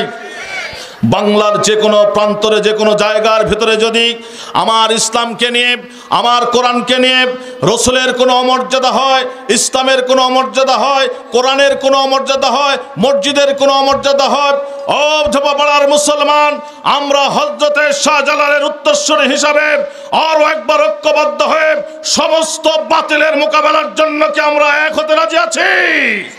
কারা কারা হাত তুলে দেন। আল্লাহু কি যে মধুর নাম, ঠিক কিনা বলেন? পৃথিবীতে আল্লাহর নামের চাইতে মিষ্টি নাম কারো আছে? আওয়াজ করে বলেন, আছে? নাই। আল্লাহু আল্লাহু কি যে মধুর নাম, ধরার তামাম মনি মুক্তা, পান্না হীরা সোনা দানা, হয় না তাহার দাম, কি যে মধুর। আপনাদেরও বলতে হবে আল্লাহু, হ্যাঁ আল্লাহু, হ্যাঁ আল্লাহু কি যে মধুর নাম, জোরে আল্লাহু আল্লাহু। ডাকলে ও নাম সোহাগ ভোরে, নিত্য সুধা প্রেম সাগরে, ডাকলে ও নাম সোহাগ ভোরে, নিত্য সুধা প্রেম সাগরে, রাখলে ও নাম মনের কাবায়, পরানো জোড়ায়, আল্লাহু আল্লাহু কি যে, জোরে আল্লাহু আল্লাহু। তাহলে বাবা শাহজালাল ইয়ামানী রহমাতুল্লাহ আলাইহি কার নামে তাকবীর দিয়েছিলেন? সকলে আওয়াজ করে বলেন, আল্লাহু আকবারের তাকবীর দিয়ে রাজা গৌর গোবিন্দের তক্তে তাওস ধূলিসাৎ হয়ে গেছে আল্লাহু আকবারের ধ্বনি দিয়ে। কথা বলেন ঠিক না বেঠিক? আল্লাহ রসুলের বুকের উপরে আছে ইহুদি, কে আছে মনে আছে তো আপনাদের? সেখানে আল্লাহর রসুল কিন্তু অন্য কোনো কিছু বলে নাই। ইহুদির পড়া তরবারিটা হাতে নিলেন, নেওয়ার পরে ইহুদিকে বলছেন, এবার বলো তোমার জান কার হাতে? ইহুদি এবার জবাব দিতেছেন, আমার জানমাল সম্পূর্ণ কিছু আপনার হাতে, তার কারণ আপনি ছাড়া আমাকে আর রক্ষা করার কেউ নাই। আমি লোভের জাহালাতের কারণে 50টা উটের লোভে আপনার মতো একজন মানুষকে হত্যা করার মতো দুরভিসন্ধি এঁটেছিলাম গো নবী। এখন আপনি যদি আমাকে হত্যা করে ফেলেন তাহলে আমার আর করার কিছুই নাই। আল্লাহর নবীজি কত দয়া কত মায়া, হয়তোবা এরকম মোমেন্টে আমি আর আপনি ফেস করলে কি হতো ওই দিশা নাকি? কোনো কথা কওয়ার সিস্টেম নাই, তার কারণ তুমি সুযোগ পেলে আমাকে মেরে ফেলতাম। বিশ্ব নবী সুযোগ পেয়েছেন, তাকে তারপরও দাওয়াত দিতেছেন, তার কারণ আল্লাহ পাক রব্বুল আলামিন বলেন, ইয়া আইয়ুহার রাসূল বাল্লিগু মা উনজিলা ইলাইকা মির রাব্বিক, তোমার প্রতি যা নাজিল হয়েছে নবী তা দিয়ে তুমি মানুষদেরকে দাওয়াত দাও। এই জন্য নবীজি দাওয়াত দিতেছেন, আমি তোমাকে দাওয়াত দিতেছি, এই দেখো আমি অস্ত্র ফেলে দিলাম, তুমি চাইলে এখন আমার ইসলাম ধর্মটা কবুল করতে পারো। ব্যক্তিটা চোখের পানি ছেড়ে দিয়ে আল্লাহর নবীজির হাতে হাত দিয়ে তখন পড়তেছে, আমাকে পড়ায়া দেন। আওয়াজ করে পড়েন, লা ইলাহা। কথা বলবেন আপনি না চলবেই? জোরে আশহাদু আল্লা ইলাহা ইল্লাল্লাহু ওয়াহদাহু লা শারীকা লাহু ওয়া আশহাদু আন্না মুহাম্মাদান আবদুহু ওয়া রাসূলুহু। জোরে বলুন সুবহানাল্লাহ। নবীজিকে হত্যা করতে এসে নবীজির প্রেমে পড়ে গেছে, সকলে বলেন সুবহানাল্লাহ। আবু জেহেল এবার দেখে যে নবীজিকে মারার জন্য 50টা উট ঘোষণা করে ইহুদিকে পাঠালাম, ওই ব্যক্তির মাথার ভিতরে টুপি, সুবহানাল্লাহ কোন, তার মুখের ভিতরে দাড়ি, পরনে সুব্বা। এখন আস্তে করে ডাক দেয় আর বলে, আবু জেহেল, তোমার দলে আমি আর নাই, তুমি একটা পাক্কা দুষ্টু নেতা। সুবহানাল্লাহ, তোমার আমি সব জানি, তুমি ভালো মানুষের পিছনে লেলিয়ে দাও, তোমার পিছনে থাকা যাবে না। তার কারণ হলো নেতা যদি খারাপ হয়, কর্মীরাও খারাপ হওয়ার সম্ভাবনা কম না বেশি? সুতরাং আমি যেই নেতা পেলাম, এই নেতা মিথ্যা কথা বলে না। তার কারণ ইহুদি, নাসারা, খ্রিস্টান পর্যন্ত সকলেই জানে আমার নেতার চরিত্র পৃথিবীর সবার চাইতে পবিত্র। কথা বলেন ঠিক না বেঠিক? লাকাদ কানা লাকুম ফি রাসূলিল্লাহি উসওয়াতুন হাসানা। পৃথিবীর ভিতরে যত মানুষের যতই চরিত্র থাকুক না কেন, আমি দেখেছি সর্বশ্রেষ্ঠ চরিত্রের আধার হলেন বিশ্ব মানবতার মুক্তির দূত মুহাম্মাদুর রাসূলুল্লাহ সাল্লাল্লাহু। আবু জেহেল কয়, আহারে, হিতে বিপরীত হয়ে গেল। 50টা উট দেবার কথা বললাম, আরো স্বর্ণ অলংকার তোকে দিব, আর তুই মুহাম্মাদের প্রেমে পড়ে গেলি মানে? ও চলে গেল। এখানেই নয়, মুসলিম শরীফ, মিশকাত শরীফের ভিতরে এসেছে রাসূল করিম সাল্লাল্লাহু আলাইহি সাল্লামের হত্যার বিষয়টা। উসুদুল গাবা কিতাবের নাম পড়েছেন? কেউ কি পড়েছেন এই কিতাব? পড়তে পারেন। উসুদুল গাবা কিতাবের ভিতরে এসেছে বিশ্ব নবীজি মুহাম্মদুর রাসূলুল্লাহ সাল্লাল্লাহু আলাইহি সাল্লাম মক্কা থেকে চলে গেলেন একটু দূরে। তার কারণ এই দেশের মানুষগুলোকে বিশ্ব নবীজি জব্দ করে, কবজা করে। মুহাম্মদকে হত্যা করা যাবে না, সুতরাং হত্যা করার জন্য একটা ভাড়াটিয়ে খুনি আনা দরকার। কথা বুঝতেছেন আমার? এলাকার লোক দেওয়ার কাজ হয় না, যাকেই নেওয়া যায় তাই রাসূল সাল্লাল্লাহু আলাইহি সাল্লামের প্রেমে পড়ে যায়। আল্লাহু আকবার। তাহলে বাইরের গ্রাম থেকে এমন একটা লোক নিয়ে আসবো, তার সম্পর্কে বর্ণনা দেওয়া হবে, এরম এরম লোক অমুক জায়গায় থাকবে, তোমার কাম হবে শুধু ঠিসিয়া আর কাল্লাটা আমার কাছে তুমি নিয়ে আসবা, বিনিময়ে তোমাকে মালামাল করে দেওয়া হবে। অনেক এরকম মালামাল কামানোর জন্য তাল বেতাল কাজ করে ফেলায়। কথা বলেন ঠিক না ঠিক? হ্যাঁ, দেখেন না কি ঘটতে চলেছে সামনে। আমি কি বলবো? বলবো। আচ্ছা, অবশ্যই কথা বলতেই হবে, যেহেতু আজকে সমাপনী রজনী এবং সিরাত মাহফিল। আমি রসুলের জীবনী থেকেই কথা বলবো ইনশাআল্লাহ। তার কারণ রসুলের জীবনীতে কোনো ভুল ত্রুটি আছে না। বন্ধুগণ আমার, তৎকালীন যুগে অত্যন্ত গভীর মনোযোগ দেওয়া লক্ষ্য করুন কথার দিকে। আবু জেহেল চলে গেল বাহরাইনের শাসনকর্তা। তৎকালীন যুগের একজন দুষ্ট আরেকজন দুষ্টর সাথে কিন্তু একটু ভাব থাকে। কথা বলেন। সুমামা ইবনে উসাল ইনাকে আগে দূতের মাধ্যমে পাঠিয়েছে, আমাদের নেতা আবু জেহেল কিন্তু আপনার কাছে আসতে চায়। বলে কি জন্য আসবে? বলতেছে আসার কারণ হলো মুহাম্মদকে নিয়ে কিছু কথা বলা হবে আপনার সাথে। বলতেছে তাহলে তাকে আসতে দাও। রাতে রাদারে ঘোড়া নিয়ে কিছু মানুষজনকে সঙ্গে করে নিয়ে বাহরাইনের শাসনকর্তা সুমামা ইবনে উসালের কাছে চলে গেলেন। দুইজনে বসে বসে গুনগুন করে শুন করে আস্তে আস্তে করে দূরভিসন্ধি আটতেছে। বলতেছে মুহাম্মদ সাল্লাল্লাহু আলাইহি সাল্লামের, আমি প্রত্যক্ষভাবে আবু জেহেল বলতেছে সুমামার কাছে, আমি মুহাম্মদকে দেখেছি, তার চরিত্রের ভিতরে 3টে এরকম গুণ আছে যা অন্য মানুষের ভিতরে নাই। প্রথম নাম্বার কথা হলো মুহাম্মাদুর রাসূলুল্লাহ সাল্লাল্লাহু আলাইহি সাল্লামের কণ্ঠের ভিতরে মনে হয় জাদু আছে। সুবহানাল্লাহ কোন। সুমামা বলছে কেন জাদু আছে এই কথা বললেন আপনি? তার কারণ তিনি যখন কোরআনুল কারীম থেকে তেলাওয়াত করে, দলমত নির্বিশেষে সকল মানুষগুলো সেই তেলাওয়াত শোনার জন্য সকলেই জড়বদ্ধ হয়ে যায়। এই যে জড়বদ্ধ হয়, পাগল হয়, এই জন্য এটা আমি সহ্য করতে পারি না। তার কারণ আমিও তো সভা সমিতি সেমিনার এটা ওটা করি, আমার তত লোক হয় না। মানে রাগের কারণ আছে, বুঝতেছেন আমার কথা? একটু মনোযোগ দিয়ে শোনেন, খুব ভালো লাগবে। আবু জেহেলের রাগের প্রথম কারণই হলো যে মুহাম্মদ যেখানে কোরআন পড়ে, এটা যার কানে যায় সে আর আরামে থাকতে পারে না। সে তাকে যেতেই হবে, শুনতেই হবে, একটু উপলব্ধি করতেই হবে।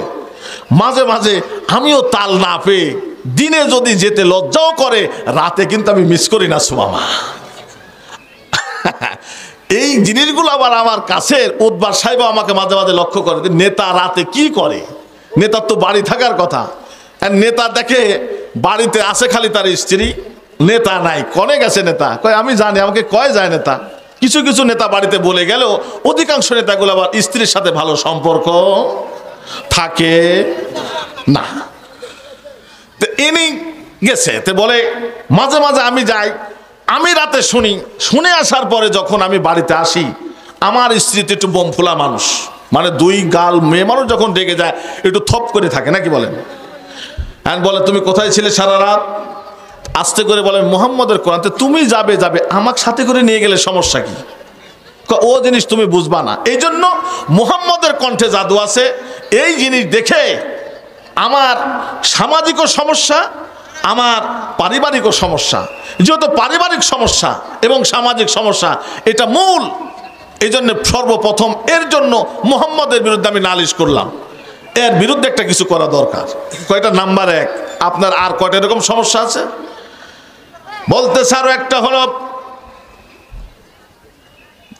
ও যখন সুন্দর করে করে কথা বলে, আস্তে আস্তে মানুষের দিল পর্যন্ত আঘাত করে ফেলে। তার কথা যখন মানুষ শুনে তখন তার ভক্ত হয়ে যায়। তার প্রমাণ হিসাবে আমি কয়েকদিন পূর্বে একজন ভাড়াটিয়া গরিব মানুষকে আমি নির্বাচন করলাম, মুহাম্মদকে তুই যদি মেরে দিতে পারিস, 1 নয় 2 নয় 3 নয় 50টা লাল উট আমি তোকে দিব উপহার। ওই লোকটা মজে গেল, ওই লোকটা আনন্দিত হলো, খুশিতে বাকবাকম হলো। কানে কানে আমি এও কথা বলেছি, বউ যদি আরো 1টা 2টা থাকে সমস্যা নাই, একে মেরে দেওয়ার পরে যদি চাস ভালো একটা মেয়ের সঙ্গে তোকে আমি আবার বিয়ে দেব। আরো খুশি হয়ে গেল। নাউজুবিল্লাহ বলেন। এই কথা পর্যন্ত আমি বললাম। এই লোকটা নবী সাল্লাল্লাহু আলাইহি সাল্লামকে যখন মারতে গেল, কি নাতে কি হলো আমি জানলাম না। তার মাথায় আগে টুপি ছিল না, দেখি তার মাথায় টুপি। সুবহানাল্লাহ বলেন, আরো জোরে বলেন সুবহানাল্লাহ। তার মাথার ভিতরে টুপি, তার মুখের ভিতরে দাড়ি, তার চাল চলন চেঞ্জ হয়ে গেছে। এবং আমি তাকে যা ভালো ভালো পরামর্শ দিলাম, ওই ব্যক্তিটা আমাকে দেখার সঙ্গে সঙ্গে বলে, না না না, তুমি অত্যন্ত খারাপ মানুষ, তুমি আমাকে প্ররোচনা করে মানুষকে দিয়ে মারাতে চাও। তার কারণ মুহাম্মদের মতো এত ভালো মানুষ গোটা দুনিয়ার জিন্দেগির ভিতরে আমি দেখে নাই। ওই লোকের প্রেমে পড়ে গেছে। কি নাতে কি বলছে না বলছে, আমার ভাড়াটিয়া খনি মুহাম্মদ সাল্লাল্লাহু আলাইহি সাল্লামের প্রেমে পড়ে গেছে। সুতরাং তার কণ্ঠের ভিতরে জাদু আছে, আর জাদু দিয়া মানুষকে সে বশ করতে পারে। এই জন্য তার থেকে আমি দূরে থাকি। আর ও যেভাবে বশ করা শুরু করছে, তাতে আমার মনে হয় খুব অল্প দিনেই সে আশেপাশে সব কিছু মনে গ্রাস করে ফেলবে। তো গ্রাস করার আগে আমাকে একটা কিছু করা দরকার। যেহেতু ওই এলাকার ভিতরে আমি একটা প্রভাবশালী মানুষ, আমার নাম আবু জেহেল। এবার বলছেন 3 নাম্বার বলো কি হলো? বলতেছে 3 নাম্বার হলো, ওর দলে যারা থাকে তাদের কণ্ঠের আওয়াজ কিন্তু আস্তে হয় না, ইদানিং তারা জোরে জোরে কথা বলে, আর যেগুলো শুনলে আমাদের কষ্ট হয়। সুবহানাল্লাহ বলেন। মোটামুটি 3টা বিষয় তিনি দায়ের করলেন। দায়ের করার পর সুমামা বলতেছে, হ্যাঁ সব বুঝলাম, 50টা উঠে কাজ হবে না। তুমি লিডার, তোমার অনেক টাকা আছে, ডাইনে বাঁয়ে কামাই করা, তুমি আমাকে দিবা কত তাই কও। আমি যদি মুহাম্মদের কাল্লা ধরায় দিতে পারি তোমার হাতে। এই সাউন্ড একটু বাড়াতেন তো, আর একটু বাড়াতেন, আর একটু মুখে সমস্যা হচ্ছে, টানতেছে তো। মুহাম্মদ সাল্লাল্লাহু আলাইহি সাল্লামকে যখন মারা হবে, আমাকে তুমি কি দিবা? এবার বলছেন, আমি আপনাকে কি দিব বলুন, আপনি নিজেই চেয়ে নেন। বলছে, আমি চাবো না, আপনি বলেন আপনি কি দিবেন। এবার বলছেন, 1 নয় 2 নয় 3 নয়, আপনাকে আমি 100টা উট দিব। কয় হবে না, 100টা উটের বিনিময়ে মুহাম্মদ সাল্লাল্লাহু আলাইহি সাল্লামকে মারতে পারবো না। তাহলে কি হবে? এক পর্যায়ে তর্কাতর্কি হতে হতে বলল, মক্কা মদিনা যতক্ষণ পর্যন্ত আপনি বিজিত করবেন, আপনার সম্পদ যা অর্জন হবে, সীমানা যা অর্জন হবে, যা লুণ্ঠন করবেন, সব বস্তুগুলো 50% আমার, 50% আপনার। আবু জেহেল চিন্তা করল, আমি যদি এই সুযোগে তাকে না দেই, অর্থের লোভে হলেও মুহাম্মদকে হত্যা করে ফেলবে।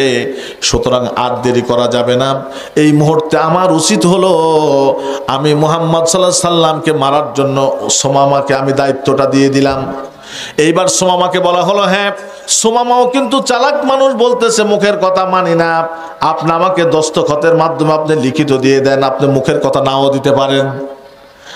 একটা লিখিত নিয়ে নিলেন। এইবার বিশ্বনবী রাসূল করিম সাল্লাল্লাহু আলাইহি সাল্লামের এই মরণ চুক্তি বাস্তবায়ন করার পর আবু জেহেল বাড়িতে আসলো, আর তিনি খুশিতে বাগবাগুন কয়, মুহাম্মদ তোমার কান্ডকলাপ তুমি চালাও, তার কারণ তোমার আয়ু আর বেশি দিন, আমি যেই কাজ করে আসছি তুমি আর বেশি দিন থাকতে পারবে না দুনিয়ায়। তোমার যেই বাতি জ্বলানো দরকার, স্টিকার আছে আমার হাতে, খালি টিপ মারবো লাল বাতি জ্বলবে ফুটুস। ওয়ামাকারু ওয়ামাকারাল্লাহ আল্লাহু খায়রুল মাকিরিন। কৌশল করতে করতে নিজেও জানে না কখন এই কৌশলের ভিতরে আমি নিজেই জানি পড়ে যাই। কথা বলেন ঠিক কি না? বন্ধুগণ আমার, নবী করিম সাল্লাল্লাহু আলাইহি ওয়াসাল্লাম সাফা পাহাড়ের পাদদেশে দাওয়াতি কার্য সুসম্পন্ন করার পর আরাম ফরমাচ্ছিলেন। হঠাৎ করে সুমামা এই হত্যাকারীকে যখন আনা হলো, তখন আবু জেহেল কয়েকটা গুপ্তচর বাহিনী বিশ্ব নবীজির পিছনে পিছনে লেলিয়ে দিয়েছিলেন। লেলিয়ে দেওয়ার পর নবীজির গতিবিধি তারা সবসময়কার জন্য ফলো রাখত। ফলো রাখতে রাখতে আমার নবীজি কোথায় যায়, কি করে, কোথায় বসে, কোথায় খায়, কোথায় যায়, এটা দেখার জন্য সকলে উদ্বেগ হয়ে থাকে। একটা সময় সাফা পাহাড়ের পাদদেশে আল্লাহর হাবিব আরাম ফরমাচ্ছিলেন। এই সময়ের ভিতরে 1 নয় 2 নয় 3 নয় সুমামা আসার সঙ্গে সঙ্গে 40 জন শক্তিশালী যুবককেও তিনি সাথে করে নিয়ে এসেছিলেন। তাদেরকে সাথে করে নিয়ে সাফা পাহাড়ে যারা হজ করেছেন দেখবেন উঁচু একটা পাহাড়, এই পাহাড়ের পাদদেশে আল্লাহর হাবিব শুয়ে আছেন। 40 জন যুবকদেরকে 30-40 মণ ওজনের পাথরটা ধরে অনেক কয়েকজন মিলে বিশ্ব নবী রাসূল করিম সাল্লাল্লাহু আলাইহি সাল্লামের গা মোবারকের উপরে ফেলে দিয়ে দিবেন। এই চিন্তা করে পাথরটা যখন নিয়ে ঠেলা দিতেছেন, হযরতে দাহিয়াতুল কলবির রূপ ধারণ করে হযরতে জিবরাইল আলাইহিস সালাতুস সালাম ওই পাথরের গায়ের ভিতরে আস্তে করে হাত দিয়ে থুয়েছেন। বলি সুবহানাল্লাহ।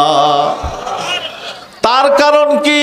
ওয়াল্লাহু ইয়াসিমুকা মিনান নাস। আল্লাহু আকবার। ও রাসূল, আপনি দাওয়াতি কার্য সুসম্পন্ন করেন। দাওয়াতি কার্য করে যখন আপনি আরাম ফরমাবেন বা চলতে লাগবেন, এই সময় যে যেরকম করে ঝামেলা করুক, আমি আমার রহমতের বেষ্টনীর মাধ্যমে, আমি আমার ক্ষমতার মাধ্যমে আমি আপনার নিরাপত্তা দেওয়ার দায়িত্ব আমি আল্লাহর। সুবহানাল্লাহ বলেন। নবীজি এত বেশি পরিমাণ ক্লান্ত, 10 জনের জায়গায় 20 জন, 20 জনের জায়গায় 30 জন। বর্ণনার ভিতরে এসেছে আবু জেহেল নিজে পর্যন্ত পাথরে গোঁতা দেওয়ার জন্য তার বউ পর্যন্ত নিয়ে আসছে। তার কারণ এত বড় পাথর যদি নবীজির গায়ের ভিতরে পড়ে বাঁচার সম্ভাবনা আর বাঁচার সম্ভাবনা নাই। তখন মানুষকে বলা যাবে, আহারে এমন জায়গায় গেল রসুলের প্রতি পাথর পড়ে গিয়ে রসুল মারা গেছে, কেউ তাকে মারে নাই। সুমামা এরকম ক্রিটিক্যালি বুদ্ধি দেয়।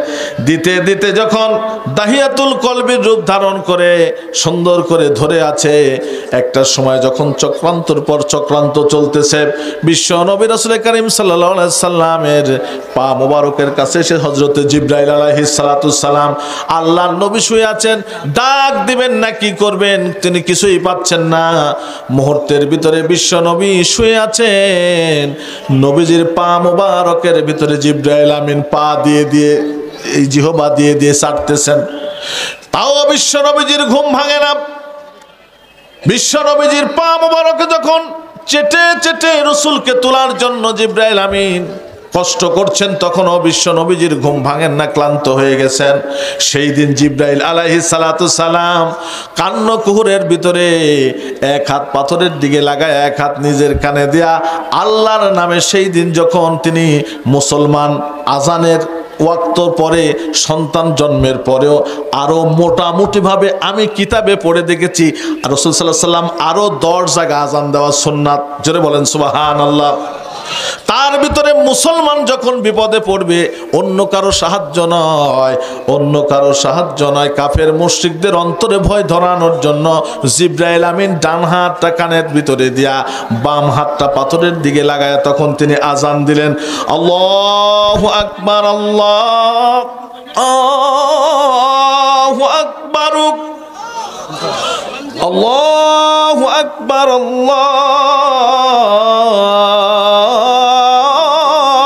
আল্লাহু ওই নামের কালাম, কণ্ঠে মধু মেখে কুহু কুহু ওই পাপিয়া উঠিছে সদা ডেকে। আল্লাহু ওই নামের কালাম, লা ইলাহা,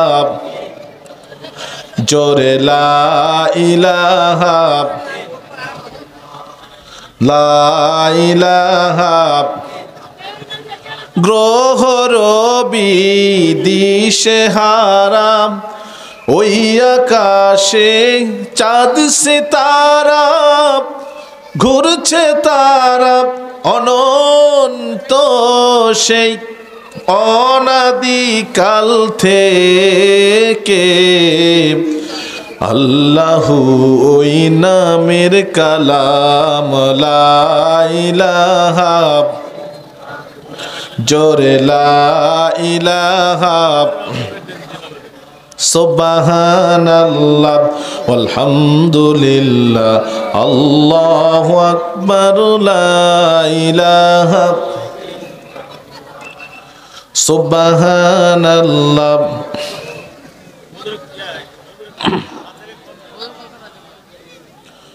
হু হু হু হু বাতাসে শোনায় জাল্লা জালালাহু,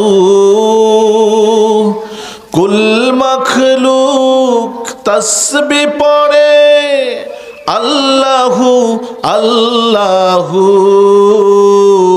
আল্লাহু আল্লাহু, কলবে রাখে সর্বদা যে নামের ধ্যান, সকল কাজে সফল হবে সেই মানুষ অনন্তকাল থেকে। আল্লাহু ওই নামের কালাম, লা ইলাহা,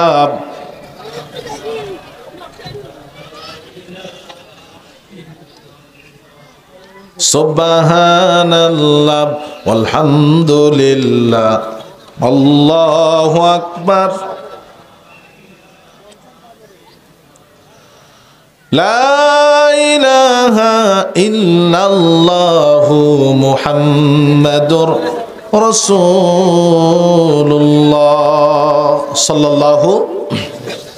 মহিলা প্যান্ডেল ভরে গেছে, এদিকে সরকারি স্কুলের চাবি নাকি আপনি বলে দেন তো, আমার ভুলও হতে পারে। আব্দুর রাজ্জাক সাহেব না, ওনার কাছে চাবি আছে, সরকারি স্কুলটা খুলে দেন। হ্যাঁ, এটাই প্রমাণ করে আমরা সকলেই, দল আমাদের ভিন্ন হতে পারে, নেতা আমাদের ভিন্ন হতে পারে, কিন্তু কোরআন আমাদের একটাই। কথা বলেন ঠিক না ঠিক? আমরা জানাজায় যেমনি করে শরীক হই, মসজিদে যেমনি করে শরীক হই, আমরা এইভাবে প্রত্যেকটা কাজে আমরা শরীক হব ইনশাআল্লাহ। এইভাবে চলতে চলতে দেখবেন আমরা সবসময় একে অপরের ভাই ভাই হয়ে যাব। কথা বলেন ঠিক না ঠিক? আমাদের প্রভু এক, এক নবীর উম্মত, জীবন বিধান এক, ওই শিবানী কোরআন। তবে কেন এক নও হে মুসলমান, এক হও করিয়া আহ্বান। ঠিক কিনা বলেন?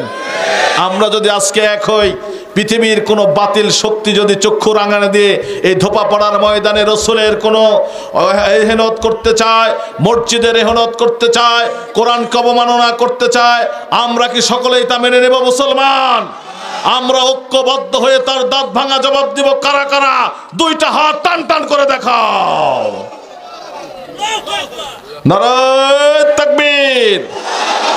নারায়ে তাকবীর। আল কোরআনের আলো। ধোপাপাড়ার 5 দিন ব্যাপী মাহফিলের সমাপনী দিবস আল্লাহ কবুল করুক, বলি আমিন। আর একটু জোরে সকলে বলি আমিন। আপনারা সকলে খুশি আছেন তো?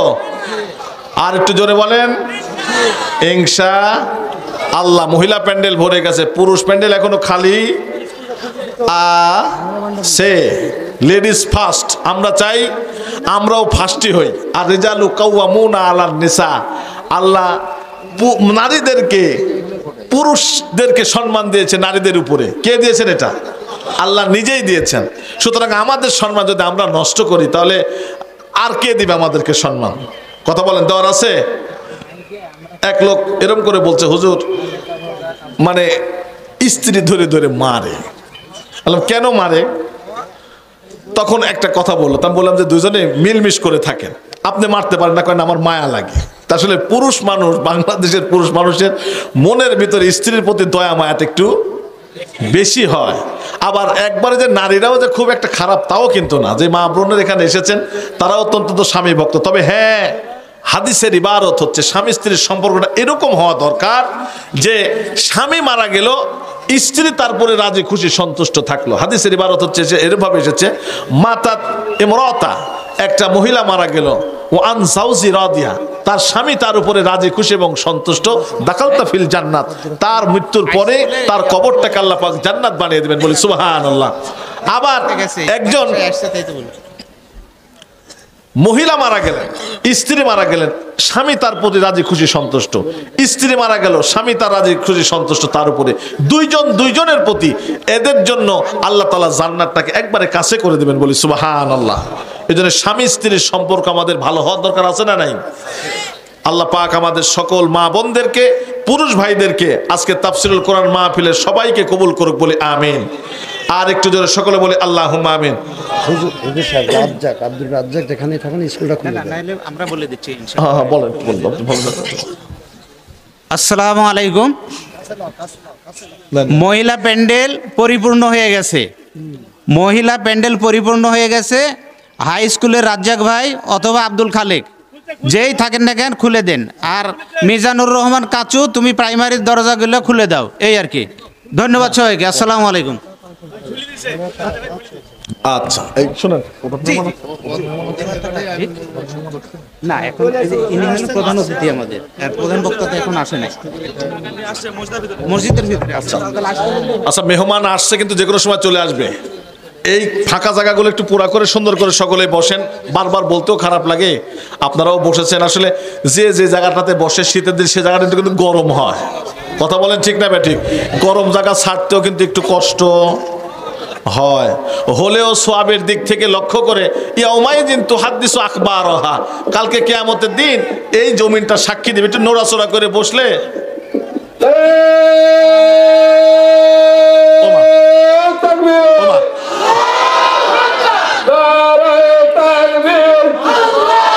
রব্বানা যালামনা আনফুসানা ওয়া ইল্লাম তাগফির লানা ওয়া তারহামনা লানাকুনান্না মিনাল খাসিরিন। ربنا لا تزغ قلوبنا بعد إذ هديتنا وهب لنا من لدنك رحمة إنك أنت الوهاب। আল্লাহ তাআলা বাংলাদেশের উত্তর অঞ্চলের ঐতিহ্যবাহী জেলা এই রাজশাহীর পুঠে উপজেলার ধোপাপাড়ার 5 দিন ব্যাপী ঐতিহাসিক সিরাত তাফসীরুল কোরআন মাহফিলের সমাপনী রজনীতে আল্লাহ হাজার হাজার নরনারীকে নিয়ে এই গভীর রজনীতে তোমার দরবারে হাত তুলেছি। আমাদের উপরে তুমি তোমার কুদরতের নজরে তাকাও। তামাম পৃথিবীর মাটির নিচে যত মানুষ ঈমান নিয়ে অন্ধকার কবরে চলে গেছেন, বিশেষ করে আমাদের বাবা, আমাদের মা, আল্লাহ তাদের সবাইকে দোয়ার বরকতে তুমি কিয়ামত পর্যন্ত জান্নাতের কবর বানায়া দাও। আল্লাহ তাআলা বাংলার জমিনে যত পীর, আউলিয়া, আম্বিয়া, গাউস, কুতুব, ওলামা, মাশায়েখ, শাহজালাল, শাহপরাণ, আল্লাহ এই দুনিয়াতে ইসলাম কায়েমের জন্য আল্লাহ কোরআনের পাখি সহ যত মানুষ জান দিলেন, প্রাণ দিলেন, আল্লাহ তাদের সকলকে তুমি জান্নাতি বানায়া দাও। এই মাদ্রাসার মাহফিলে যত মানুষ দান করলেন, মুহতামিম হুজুর সহ আল্লাহ ছাত্র শিক্ষক আল্লাহ প্রধান অতিথি, বিশেষ অতিথি, আল্লাহ যত মানুষ এখানে উপস্থিতি দিয়ে আজকের মাহফিলের বক্তা শ্রোতা সকলের অংশগ্রহণে এই মাহফিলটাকে তুমি কবুল আর মঞ্জুর করে নাও। ৪৮তম মাহফিলে কত মানুষকে আমরা হারিয়ে ফেলেছি। আল্লাহ অন্ধকার কবরে চলে গেছেন, তাদের সকলকে আপনি শাহাদাতের মরণ নসিব করে দেন। যত মানুষ আমরা এখানে এসেছি 50 বছর 100 বছর পরে আমরা সকলে এই কবরের পথযাত্রী হয়ে যাব রে মাবুদ।